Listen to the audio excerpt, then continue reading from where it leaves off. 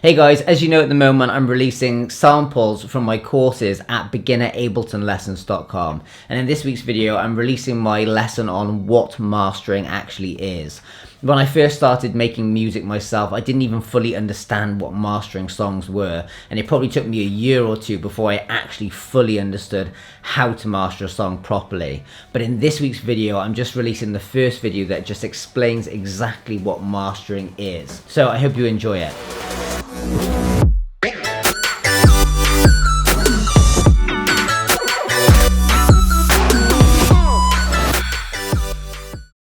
Okay guys, so I'm going to start teaching you guys about mastering now.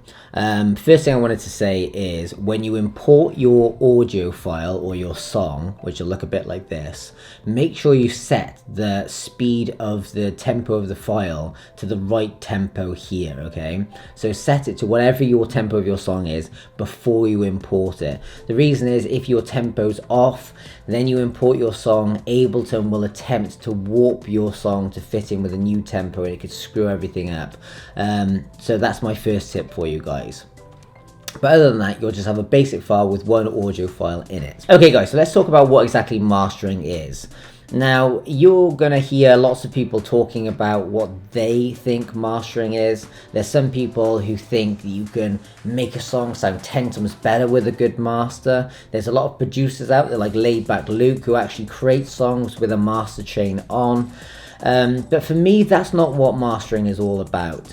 I want to make my song sound as good as it possibly can in the mix and make sure my final mix down and export is a song I would be happy with. If that was it, if that was the final master, I'd be happy with the final mix down and if that was it. Then all I need to do is bring up the volume levels of that song so they fit in with all of the songs of the same genre. Okay, that's basically it. Now, of course, there's little subtleties you can do to a track to potentially make it sound a little bit more professional and a little bit fuller. But really, 90% of the mastering process is making the track louder without destroying the track. So what I mean by not destroying the track is you're obviously going to be compressing it. Now, you wouldn't want to just put a limiter on your song and crash it into the limiter until it's as loud as a Marshmello song or another EDM producer's song, because it will not have the correct effect. It will literally just crush your track and it'll ruin all the dynamics to it and it'll ruin it. So what it is a case of doing subtle things to the song that after a couple of different plugins, you begin to get this really lush, loud sound without destroying your track. That's a very, very long way of saying, basically, all we're doing is we're taking your final mix down, we're making it as loud as we can possibly make it without destroying it, and there's a right way to do this and a wrong way to do it. So there we go, that's what mastering really is, in my case anyway. Now, as you get better at mastering, you'll be able to listen to a song and decide what you think it needs to make it sound better. And if you've been doing this for years, you'll be able to literally just use your ears and decide on the spot what that track needs to sound better. But as a beginner, you're probably not going to have these skills. So what I tend to do is I have a ready-made master chain with a ton of my mastering plugins on, which I will drop onto every track. Then what I will do is I will introduce each plugin as I go along in an order that I found has worked well time and time again, and from watching millions of other videos and stuff. A master chain that works for me. I'll introduce each plugin as I go through and I'll make a change that I think may help emphasize something in the song. But, and this is a big but, if I add it in and then take it away and add it in and take it away and I really don't feel like it's really doing anything at all, I remove it. I don't just leave plugins on there for the sake of it. And this is a really important thing for you guys to learn. If you have a master chain that works for you on one song, you can't just add that same master chain to every song because it will change over time. And if you've added a saturator before and you add a saturator this time, you don't just leave the saturator on because it worked on the last track. You'll add it in if you really feel like the song needs it and you really feel like the song has been enhanced by it.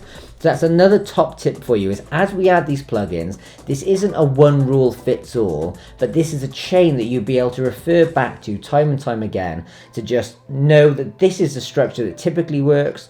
I'll try it. If it doesn't work, I'll take it away again.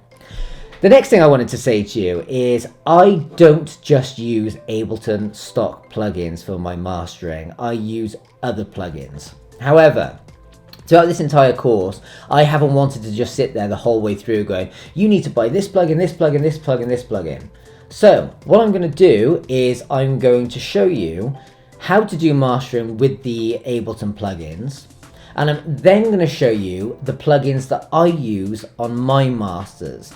And I may even actually show you kind of the differences and the reasons why I may use other plugins than the Ableton stock ones. So I do want to cover both areas, because I know when I was kind of learning how to mix and master, all I wanted to know was what are the plugins all my favorite producers use on their master chain. So in this video, I'm going to show you every single plugin I use that's not an Ableton stock plugin, but I'm going to make two videos, one with Ableton stock, one without Ableton stock, and they'll pretty much do the same thing. The next thing I wanted to tell you is that mastering is different for all different genres. And what you're going to have to do, like I've mentioned in my mixing course, is constantly be A/Bing a track that you want your track to sound like. So in this video, I'm going to be quite heavily compressing my track because I wanted to stand up with tracks like Marshmallow's tracks that are incredibly squashed and incredibly loud. And I'm going to show you how I would go about getting that level of compression without completely destroying my track, although it can be argued that songs don't need to be pushed this level. Now, I wanted to put this disclaimer in place because there's a lot of people out there who are going to be going, songs don't have to be mastered that much. Now, my top tip for you, like I've said, is to have a song you want your song to sound like and make that your goal, okay? So if you've downloaded this course and really you want to be mixing and mastering country and western music, for example, well, you can still use the techniques that I'm using here, but just use it and always bear in mind your A/B. I'm going to be using an A/B in this, but it's not going to be the same A/B test that you'll be doing on your track. So if you're out there and you don't believe that every single song needs to be squashed and taken all the dynamic range out of it, you don't have to.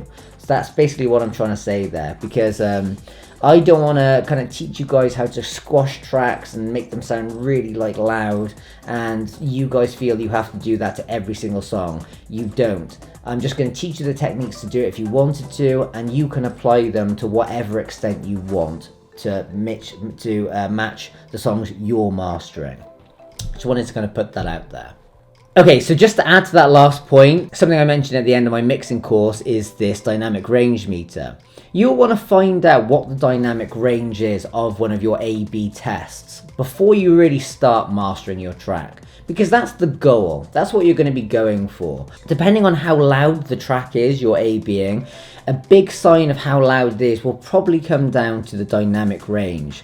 So once you know the dynamic range of the track you're A/Bing against, then you know what you need to be aiming for. So if you're going for a really heavily compressed EDM track, it's probably going to be around the kind of 5 marker on this dynamic range. If it's a country and western song, it's probably going to be more around 10, and it will vary, and you have to go for the dynamic range and the level of compression that your song calls for.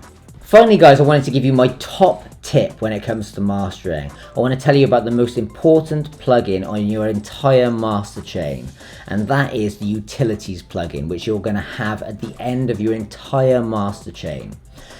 Now, the reason why this is so important is as you go through, you're going to be adding plugins that inevitably make your sound or your track louder or punchier or whatever. And what you always need to do is have a utility plugin at the end and match the volume. So at the end, when you flick your entire master chain on and off, it will match the volume of all the plugins added.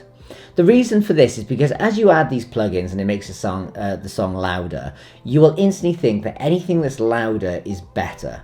Okay, so if you add a plugin and it sounds louder, you will leave it. But if you match the volume and you A/B with and without that plugin, you might find that yes, it sounds louder, but it's taken away some of the sub frequencies, or it's made the track sound really crunchy and not very nice at all. You may put an EQ on your track and boost the highs and think it sounds better because it's got more volume in the highs, but when you A/B it, you realize that even though you've added some highs, it's made the low end sound a bit, you know, less. It sounds less boomy. So you want to constantly, as you go through, every time you add a plugin, even with the big compressors and limiters at the end of your master chain, you want to always be matching the gain. And at the end, when you've got this long master chain, you'll probably find your utility is turned down by about 10, 12 decibels. And you turn it on and off, and you can hear a true representation of what your plugins have actually done to your song. And then when you take that utility off, you'll be blown away by how much louder the track is. And you'll A/B it on and off without that utility at the end, and you'll be blown away at how loud it is.